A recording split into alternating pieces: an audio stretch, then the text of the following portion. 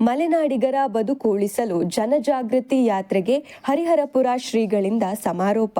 ಮಲೆನಾಡಿಗರ ಬದುಕು ಉಳಿಸುವ ಸಲುವಾಗಿ ಮಲೆನಾಡು ನಾಗರಿಕ ರೈತ ಹಿತರಕ್ಷಣಾ ಸಮಿತಿ ನೇತೃತ್ವದಲ್ಲಿ ಕಳೆದೊಂದು ವಾರದಿಂದ ನಡೆಯುತ್ತಿದ್ದ ಜನಜಾಗೃತಿ ಯಾತ್ರೆಗೆ ದಿವ್ಯಕ್ಷೇತ್ರ ಹರಿಹರಪುರದಲ್ಲಿ ಪರಮಪೂಜ್ಯ ಶ್ರೀಮದ್ ಜಗದ್ಗುರು ಶ್ರೀ ಶ್ರೀ ಸ್ವಯಂ ಪ್ರಕಾಶ ಸಚ್ಚಿದಾನಂದ ಸರಸ್ವತಿ ಮಹಾಸ್ವಾಮಿಗಳಿಂದ ಸಮಾರೋಪ ನೆರವೇರಿತು.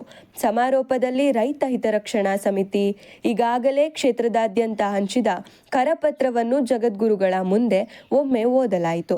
ಮಾಹಿತಿಯನ್ನು ಸಂಪೂರ್ಣ ಕೇಳಿದ ಜಗದ್ಗುರುಗಳು ಸಮಿತಿಯ ಈ ಕಾರ್ಯವನ್ನು ಶ್ಲಾಘಿಸಿ ಒಳ್ಳೆಯದಾಗಲಿ ಎಂದು ಆಶೀರ್ವದಿಸಿದರು. ಸಮಿತಿಯು ಜಗದ್ಗುರುಗಳಲ್ಲಿ ಮನವಿ ಮಾಡಿಕೊಂಡಂತೆ ಈ ಸಮಸ್ಯೆಗೆ ತುತ್ತಾದ ಕ್ಷೇತ್ರದ ರಾಜ್ಯ ಹಾಗೂ ಕೇಂದ್ರ ಸರ್ಕಾರದ ಸಂಸದರು, ಶಾಸಕರು, ಸಚಿವರನ್ನು ಕರೆದು ಒಮ್ಮೆ ಮಾತುಕತೆ ನಡೆಸುವುದಾಗಿ ಹೇಳಿದರು. ಜನಪ್ರತಿನಿಧಿಗಳು ಮನಸ್ಸು ಮಾಡಿ ಉತ್ತಮ ಕಾನೂನು ಹೋರಾಟ ನಡೆಸಿದರೆ ಈ ಸಮಸ್ಯೆ ಬಗೆಹರಿಸಲು ಸಾಧ್ಯ, ಇಲ್ಲವಾದರೆ ಕಷ್ಟವಿದೆ. ಜೊತೆಗೆ ಜನರು ಈ ಬಗ್ಗೆ ಜಾಗೃತರಾಗಬೇಕು ಎಂದರು.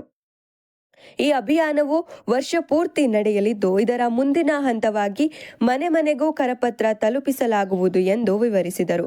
ಸಮಿತಿಯ ಕಾರ್ಯಕ್ಕೆ ಶ್ರೀಗಳು ತಮ್ಮ ಆಶೀರ್ವಾದವನ್ನು ತಿಳಿಸಿದರು.